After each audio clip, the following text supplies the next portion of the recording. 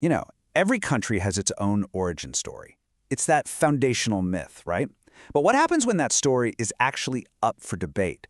Today, we're diving deep into the founding of the Turkish Republic. And let me tell you, it's a story with two very different tellings, a story that really gets to the heart of a nation's identity. And hey, before we get started, if you enjoy this kind of deep dive, please don't forget to subscribe to my channel, turn on that notification bell, and share and like my videos. It really helps. The information in this explainer was compiled from open sources. Thank you. Every nation has a birthday, and for Turkey, that day is October 29th, 1923. But here's the big question. Was this a radical, clean break from a 600-year-old empire? Or was it actually just the final step on a very, very long road of change? That question, right there, is at the absolute core of modern Turkish identity. So here's how we're going to break it down. First, we'll look at the official story. Then, we'll explore the powerful case for it being a true revolution. After that, we're going to flip it and look at the argument for continuity, see what the new republic inherited from the old empire, and finally, really unpack why this whole debate is so much more than just a history lesson. Okay, let's start with the official story, the date that every single Turk knows, the one that marks a clear, bright line in the sand.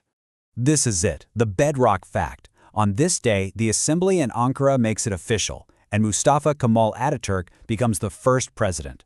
For so many, this date is the sharp, definitive line between the Ottoman past and the Turkish future. But, as you know, history is rarely ever that simple. And that brings us to the first major interpretation, the idea that 1923 was a true revolution. A conscious, deliberate, and totally radical break with everything that came before. This whole argument really hinges on one key idea.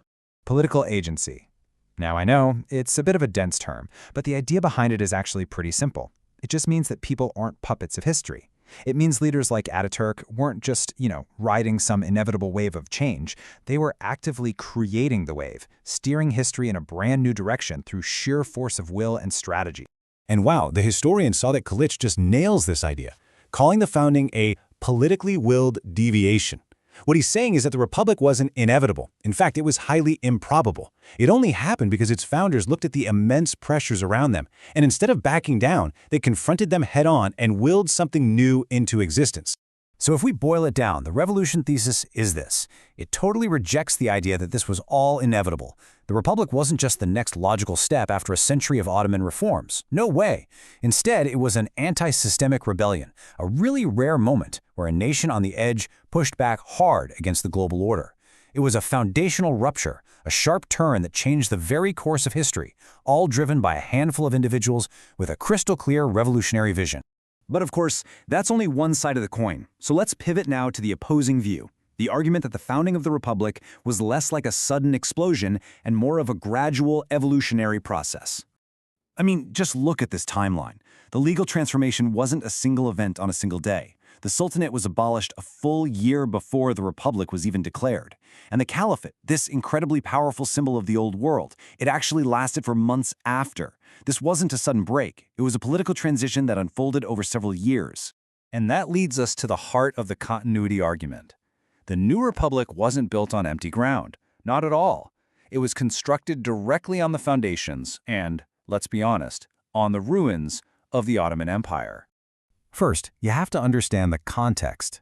Between 1912 and 1922, a decade of non-stop war, Anatolia's population fell by a staggering 20%. Think about that.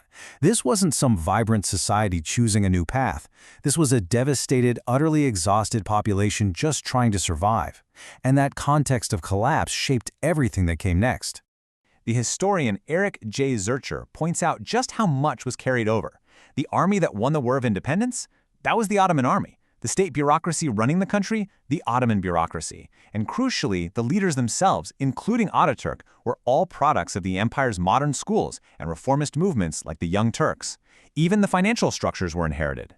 The argument is simple. The new state was built using the old state's tools. So what we have here are two powerful, competing stories. One of a radical break and one of deep, deep continuity. So why does it matter which one is true? Well, because this isn't just some academic debate. Let's put them side by side. On one hand, you've got the revolution story, a willed, radical break that was forged against history. On the other hand, you have the evolution story, a gradual process built on Ottoman foundations. It's a choice between a completely new beginning and the end of a long, winding road. This really brings us to a much bigger question, one that applies to basically any country. How does a nation choose its origin story?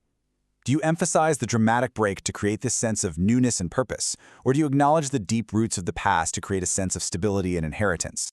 Ultimately, the debate over 1923 isn't really about the past. It's a living, breathing argument about what Turkey is today and what it's going to be tomorrow. Is it a nation defined by a revolutionary break from its past, or is it one that is the modern continuation of a long imperial legacy? The answer to that question shapes absolutely everything. Maybe the real question isn't whether it was a revolution or an evolution, but whether any nation can truly escape the story of its own birth. Thank you for joining us.